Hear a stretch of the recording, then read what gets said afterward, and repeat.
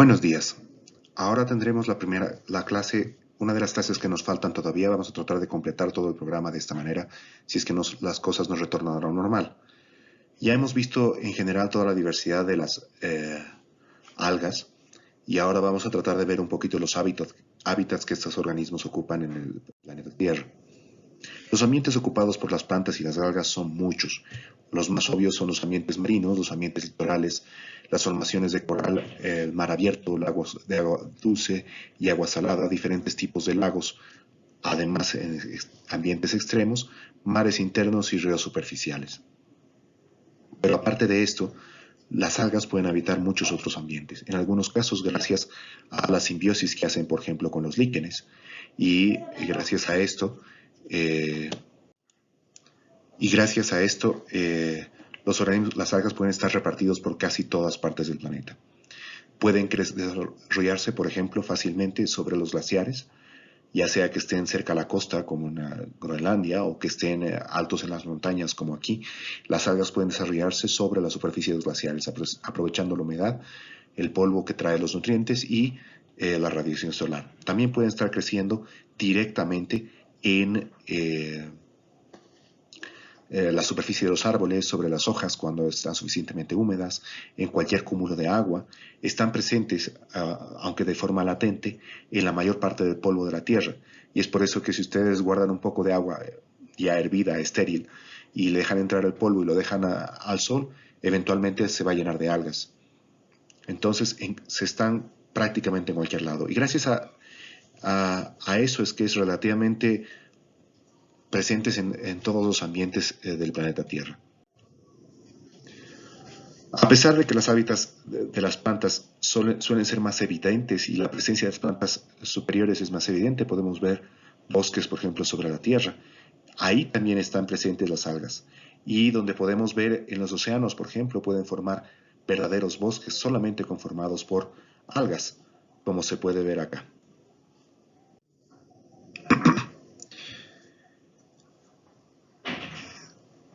La vida empezó obviamente en los ambientes marinos, se cree que en lodos marinos, pero hoy en día la mayor parte de la vida también se desarrolla en estos ecosistemas y la mayor parte de las algas encuentran su hábitat en ambientes marinos.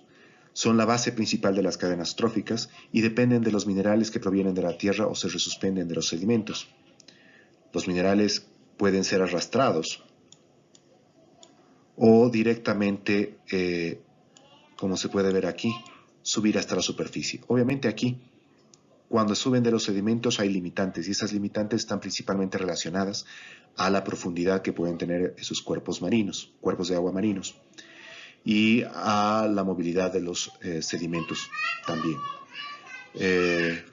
Las algas, de hecho en los mares, son los responsables de los grandes depósitos petroleros en el suelo marino, pero también de algunos grandes depósitos de petróleo en la superficie terrestre. Son predominantemente procariotas y protistas, unicelulares, aunque también, como habíamos visto en la transparencia anterior, pueden ser multicelulares tipo plantas, los que sean las algas dominantes en este ecosistema. En los cuerpos de agua dulce o costeros, las algas son también la base principal de la cadena trófica, pero aquí ya podemos tener una variedad de diferentes grupos de algas. Dependiendo de la profundidad, vamos a tener una distribución diferente de diferentes grupos de algas. Y cerca a las orillas, cerca a las zonas costeras, vamos a tener una dominancia de estos multicelulares, típicamente algas verdes, mientras que vayamos yendo más hacia las zonas pelágicas, vamos a tener una dominancia más de algas unicelulares y plancton. Los ambientes marinos obviamente son los más importantes para la diversidad de algas, no solamente porque ahí es donde se originó sus procesos evolutivos, sino también porque, el mar ocupa el 70% de la superficie terrestre y están ampliamente dominados por algas, aunque hay regiones donde son verdaderos desiertos y hay muy poca vida, pero incluso ahí podemos encontrar en bajas concentraciones algas principalmente unicelulares. En los litorales y las barreras de coral es donde se dan la mayor parte de la vida en los cuerpos acuáticos en los cuerpos marinos también, y es donde también hay una dominancia mayor de la presencia de algas. Solo para que vayan dándose una idea más o menos aproximada de cómo se estudian las algas en estos diferentes ambientes, en las zonas pelágicas o mar abierto tenemos una clasificación de las algas que ya no está tanto en función a la filogenia, sino en función de su tamaño, porque es cómo se los colecta y cómo se los puede ir separando en diferentes grupos. Entonces, el plancton, que son todas las algas presentes en la columna de agua de los ambientes marinos o también de los ambientes de agua dulce, se puede dividir de acuerdo a su tamaño en el picoplancton, nanoplancton, microplancton, mesofitoplancton y macrofitoplancton.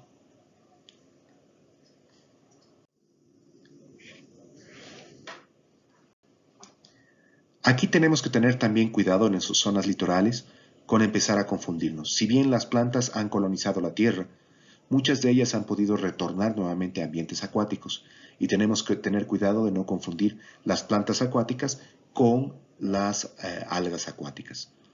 ¿Ya? Muchas de las plantas y las algas pueden parecerse mucho e incluso estar muy cercanamente emparentadas. Las carófitas, por ejemplo, son parientes muy cercanos a las plantas superiores terrestres. De hecho, algunos que hablan del grupo Carophysias como un grupo que incluye a las plantas superiores, pero que en realidad son algas verdes, ¿no? Estreptófitas. Ya han debido leer el paper, ya deben saber muy bien las diferencias. No vamos a repasar mucho en eso. La presencia de las algas en general tiene bastantes limitantes en función de diferentes factores y eso depende también de acuerdo al ambiente. En ambientes marinos las principales limitantes son la escasa disponibilidad de nutrientes. Las zonas más profundas no tienen una fuente importante de nutrientes como fosfato y nitrógeno. Con fósforo y nitrógeno, ya que es tan profunda, el sedimento está muy profundo y no puede fácilmente resuspenderse los nutrientes desde el fondo y no llegan o no con la frecuencia que las algas preferirían los nutrientes de los ambientes terrestres. El pequeño volumen donde penetra la luz es también otra limitante muy importante. Nosotros tenemos la idea de que bueno, el mar debería crecer todo lado algas, pero en realidad ya a cierta profundidad la luz ya no penetra y de hecho a cierta cantidad de profundidad hay total oscuridad y por tanto las algas que necesitan el sol para hacer la fotosíntesis no son capaces de desarrollarse. Las fuertes corrientes de agua son también una limitante importante. ¿Por qué? Porque pueden jalar a las algas hacia zonas con pocos nutrientes o pueden más bien jalarlas hacia zonas profundas donde no hay radiación solar y las algas deben estar peleando contra estas corrientes de forma más o menos constante. Y el hecho de la falta de nutrientes, la alta profundidad y demás crea importantes desiertos donde casi no hay ninguna forma de vida. La mayor parte de la vida, de hecho, en los mares se encuentra cerca a las costas, en las zonas litorales y en las zonas poco profundas, que pueden estar muy distantes a la costa, pero que son poco profundas. Esto permite tener una buena combinación de radiación solar y además de nutrientes.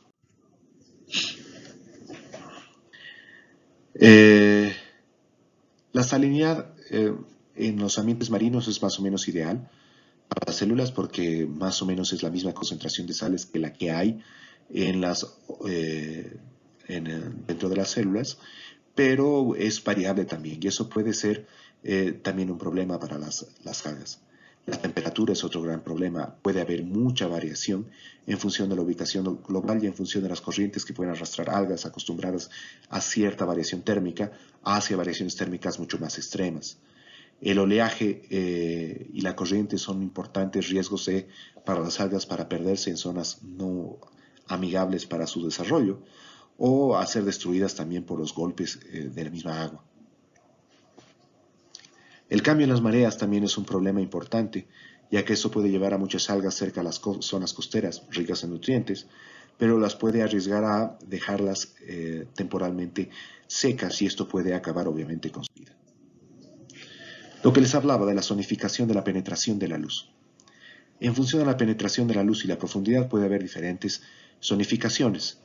La zonificación más útil para ubicar a la distribución de algas, obviamente esa es la que está en función de la penetración de la luz.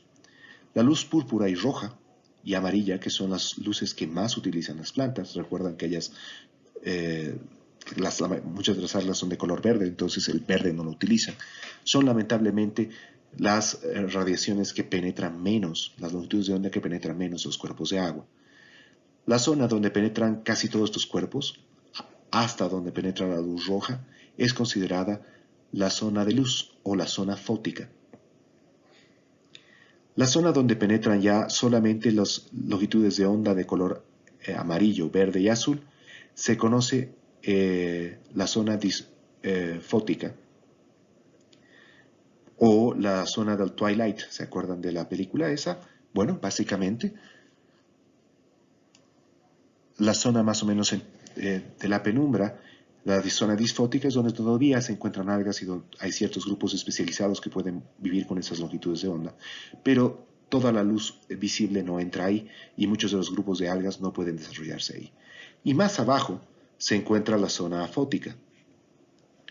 La zona afótica es precisamente esa zona donde ya no entra ningún rayo de luz y es totalmente oscura. Ahora, esto tiene relación a la profundidad, pero notarán que aquí, en esta barra, no se está hablando de metros. ¿Ya? ¿Por qué creen? Básicamente porque esto varía de acuerdo a la concentración de materia orgánica disuelta, varía de acuerdo a la concentración de partículas suspendidas y a otros factores que condicionan la penetración de la luz. Entonces, si queremos dividir a la columna de agua por profundidad, entonces tenemos otro tipo de tabla, en la cual tenemos la zona epipelágica, la zona mesopelágica, más o menos hasta aquí. La epipelágica es precisamente esa zona de luz y dependiendo del mar puede tener mayor o menor penetración de la luz. La mesopelágica es aquella donde quizá llega algo de luz, pero después ya tenemos la zona batipelágica y abisal y adal, donde prácticamente ya no ingresa nada de luz. Ahora, ¿cómo condiciona la distribución de las algas esta penetración de la luz? Como pueden ver aquí, tenemos en la zona más superficial, en esta zona, tenemos la parte donde penetran todos los rayos de luz y tenemos una dominancia de las algas cafés y las algas verdes. Ya un poco más profunda, tenemos una dominancia de las algas verdes, cafés y la presencia de algas rojas. Y en las partes más profundas, tenemos una dominancia de las algas rojas. Aquí tenemos más o menos una escala de profundidad más o menos en metros y podemos darnos una idea de a qué profundidad están los diferentes grupos. Obviamente hay superposición de cada uno de estos grupos, pero en general esta composición se cumple. Esto es básicamente lo mismo y podemos ver aquí la zona litoral, podemos ver la correspondencia más o menos con la tabla y aquí podemos ver que el ambiente eufótico está prácticamente conformado casi exclusivamente por la zona epipelágica. Y de hecho, en algunos mares, toda la región epipelágica no llega a cubrir toda la eufótica, o sea, la eufótica es mucho más pequeña, pero puede ser ligeramente más grande también. Y todo lo demás es la zona afótica. Esto era simplemente para mostrarles el flujo de nutrientes. Los minerales se resuspenden en la zona litoral y esos pueden, por las corrientes y demás, ser movidos en diferentes direcciones para alimentar las algas.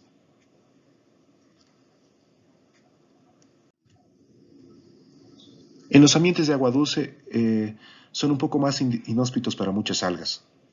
¿Por qué? Porque las condiciones ya no son isotónicas, sino son más bien hipotónicas y por tanto demandan cierta adaptación de estas algas a ambientes de agua dulce. Esto explica que hayan grupos de algas restringidos a ambientes dulceacuícolas o restringidos a ambientes marinos. Y las algas marinas, por ejemplo, no les va bien cuando hay demasiada agua dulce.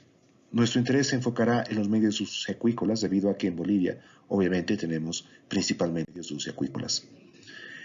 El funcionamiento de los medios dulceacuícolas es bastante complejo desde el punto de vista hidrológico, mucho más complejo que en los océanos, ya que no solamente tenemos que preocuparnos de las corrientes internas del cuerpo de agua, sino de flujos de agua que vienen de la tierra, subterráneos, superficiales y de pérdidas de agua por evaporación, precipitación de lluvia y mucho más que afectan mucho más el medio ambiente que lo que es afectado el océano, que es mucho más masivo.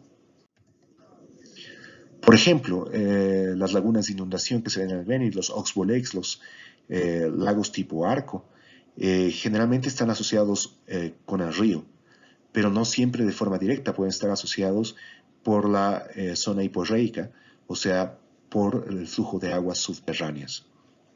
Y esto cambia nuevamente todas las condiciones en el lago, que pueden estarse diferenciando de las condiciones del río. Igual que los ambientes marinos, las algas son los principales productores de oxígeno, pero esto es mucho más importante para los ambientes dulceacuícolas, particularmente aquellos ambientes más cálidos que pueden sufrir una mayor reducción de cantidad de oxígeno. Esto es, por ejemplo, un ejemplo de condiciones más o menos ideales para la vida. Pueden ver que hay oxígeno que está siendo producido cerca al fondo de los sedimentos y hay oxígeno también que está siendo producido cerca de la superficie y hay penetración de la luz, lo cual favorece esa producción de oxígeno y eso obviamente permite que tengamos una vida acuática aparte de las algas. Pues, ¿qué pasa cuando, por ejemplo, hacen lavados de arena y enturbian un lago o un río? Bueno, esto cubre la superficie. No es necesariamente, puede serlo, pero no necesariamente es tóxico per se, pero bloquea la penetración de la luz. Eso que hace que las algas y los invertebrados y los organismos empiecen a podrirse y empiecen a consumir oxígeno. Ya no puede haber producción de oxígeno, ya no hay fotosíntesis, y eso causa la muerte masiva de otros organismos. Eso también puede alterarse, no necesariamente porque el ser humano vaya y cubra la superficie del agua con una capa impenetrable a la luz. Puede ocurrirse también por procesos de eutrofización y por alteraciones en el ciclo de flujo de carbonos. Y esto puede darse, por ejemplo, porque la eutrofización o la falta de mesta. En esto antes haremos un pequeño paréntesis, hablemos un poquito de la estratificación o zonificación de los lagos. Hay dos zonificaciones. Hay una zonificación horizontal en la cual tenemos, igual que en los océanos, la zona litoral y la zona pelágica. Es un poco más fácil de definir en ambientes de agua dulce porque la zona litoral se define principalmente hasta donde llegan las macrófitas emergentes. Y cuando desaparecen las macrófitas, entonces empezamos a entrar a la zona pelágica, perdón. Entonces podemos ver más o menos aquí cómo la distribución de las macrófitas o de las plantas y algas tipo planta nos dan una idea de más o menos una distribución horizontal de un cuerpo de agua. No vamos a entrar a detallar, pero nuevamente hay una gran variedad de macrófitas. De las macrófitas podemos dividirlas de acuerdo a su hábitat, las que son flotantes, las que son sumergidas, que no emergen del agua, como por ejemplo esta de acá abajo, ¿ya? O sea, no salen a la superficie, y las emergentes que pueden subir hasta la superficie. Aquí hay algunos ejemplos conocidos para los que trabajamos en esta área, pero pueden pensar también en, por ejemplo, la totora. Mientras que aquí las ecornias, la lenteja de agua y otras son flotantes. Y obviamente distintos grupos se localizan en distintas zonas del cuerpo de agua. La estratificación vertical, y es un poquito más interesante en el sentido de cómo afecta a las algas del fitoplancton. Tenemos el epilimnium, que es la zona de mezcla de un lago, el mesolimnium, que es la zona de interacción entre la zona de mezcla del lago, y el hipolimnium. Cada sector tiene unas características diferentes. La parte superficial es la zona bien mezclada, que está bien oxigenada y donde penetra fácilmente la luz.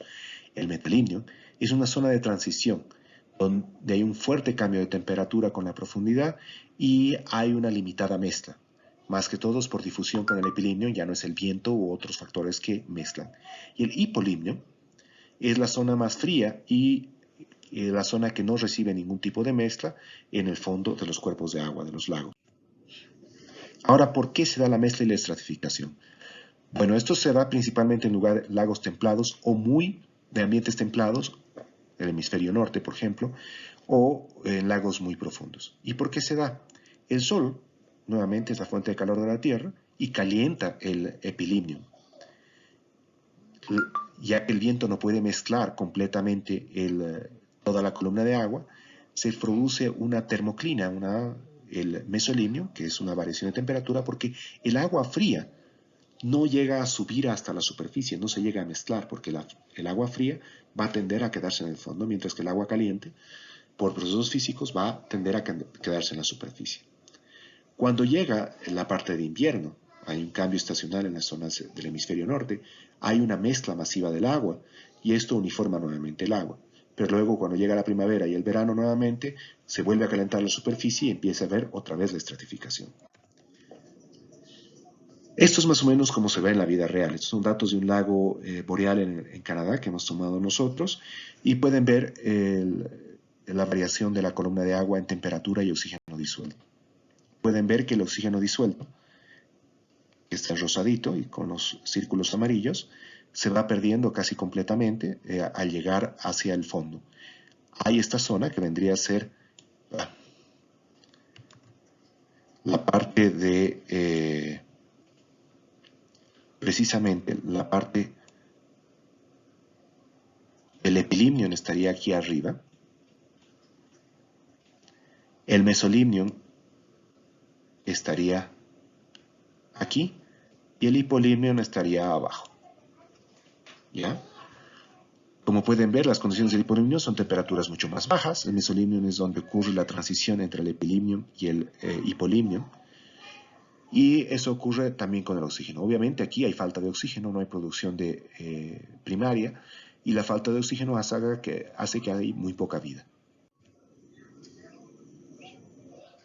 Como habíamos mencionado, el viento también es muy importante para esta estratificación. Cuando el lago es muy poco profundo o hay muy poco viento, o hay mucho viento, perdón, hay una mezcla y entonces no se da la estratificación. En cambio, cuando hay muy poco viento o el lago es muy profundo, se puede dar la estratificación. Eso es, por ejemplo, porque hay una estratificación en el lago Titicaca, en el lago mayor del lago Titicaca. Hay muchos otros factores que afectan la distribución, aquí les pongo algunos, simplemente para referencia, no es algo que tengan que aprenderse de memoria, pero es bueno recordar algunos: el pH, la conductividad, los nutrientes, fosfato, la salinidad, las fuentes de nutrientes, cuál es el origen de los nutrientes, la temperatura, la altura a la que se encuentran, la latitud y demás.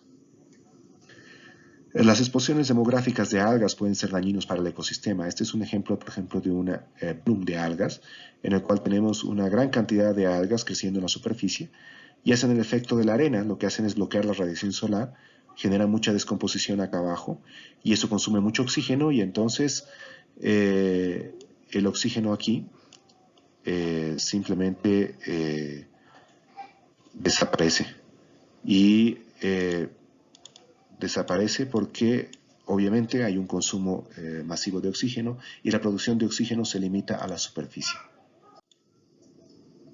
Aquí podemos ver un montón, y ustedes pueden buscar en internet un montón de otros ejemplos de por qué se da la eutrofización. Básicamente es porque la actividad humana generalmente, la eutrofización puede ser natural, pero generalmente la actividad humana, industrial y de agricultura genera un enriquecimiento de los cuerpos de agua, lo cual genera un bloom de algas y una eutrofización, una mayor cantidad de producción primaria, pero eso genera mucha descomposición y genera ambientes muertos en los fondos de estos lagos o ambientes de agua dulce. Se ha encontrado, tras varios experimentos en campo, que uno de los factores principales de la eutrofización es el fósforo.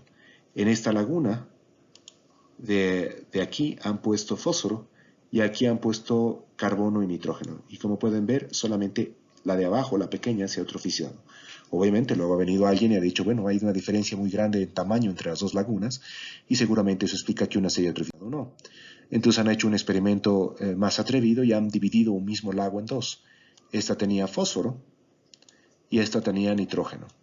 Y como pueden ver, es el fósforo el principal causante de la eutrofización. Y es por eso que hoy en día Muchos de los detergentes prefieren no tener fósforo en su composición porque el fósforo de los detergentes contribuye a la eutrofización. Los lagos pueden ser clasificados de acuerdo a su condición, sea por origen humano o no, y los lagos pueden ser oligotróficos o eutróficos. Los eutróficos son ricos en nutrientes, mucha cantidad de nutrientes, tienen poca penetración de la luz. El SEQI aquí tenemos, que es un instrumento para ver hasta dónde llega la luz visible, llega a poca profundidad, mientras que en los oligotróficos llega a mucha más profundidad. Hay poca crecimiento de algas en los oligotróficos, mientras que en los eutróficos hay mucho crecimiento de algas. Pero lo más importante es que en los eutróficos típicamente hay una gran importante zona muerta, donde no pueden habitar organismos fuera de bacterias. La eutrofización es un fenómeno que está afectando por contaminación antrópica diferentes ecosistemas en el país. Laguna Lalay es un ejemplo extremo, pero también Bahía Coana en el. Y los blooms pueden crear un efecto muy antes. Por ejemplo, así estaba a las afueras, esto era la claridad, esto tiene 2 metros de profundidad, aunque parece 10 centímetros, pero así de clara era el agua en las afueras de Bahía Coana. Y este era exactamente el mismo lugar. De hecho, el agua era casi un espejo, porque había tanta alga aquí que se podía ver mi reflejo tratando de sacar la foto en abril de 2015. Como pueden ver, los cambios pueden ser realmente significativos y muy abruptos. En ese caso hemos identificado las algas, generalmente se pierde mucha diversidad con los blooms. Aquí pueden ver a poca amplificación la comunidad de algas presentes en ese bloom y pueden ver que solamente se distingue un grupo. En algunas muestras podríamos ver alguna diatomea o algo por el estilo, pero aquí solamente hay un solo tipo. Esas algas eran las carterias, que son clorófitas. Entonces, ¿qué es lo que ocurrió con el evento del 2015? Antes del evento había producción de oxígeno cerca de la superficie, pero también cerca al fondo del sedimento. Y el lago actuaba como una esponja de dióxido de carbono. Y gran producción de oxígeno que frenaba la evasión del sulfuro de hidrógeno, que es un compuesto neurotóxico que se produce por la descomposición. Ya después de lo que ocurrió básicamente es que ya no se podía producir oxígeno y la penetración de la luz, esto es medido con unos aparatos, era muy limitada. Entonces, en el fondo no se producía oxígeno y eso condujo a condiciones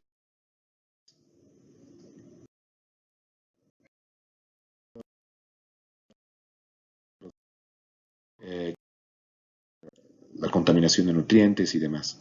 Y aquí tenemos una imagen bastante clara de lo que ocurre en un bloom. En un bloom cerca de la superficie, durante el día en rojo, pueden ver las concentraciones de oxígeno que superan los 200%, que superan el 150% de saturación de oxígeno. O sea, hay mucha producción de oxígeno. Pero lo que provoca es que durante la noche, en ese mismo periodo, la concentración de oxígeno caiga muchísimo más, a menos del 50%, lo cual es deleterio para muchas de las poblaciones. Bueno, dejémoslo ahí. Espero que esta lección no sea demasiado pesada. Saludos y espero comentarios.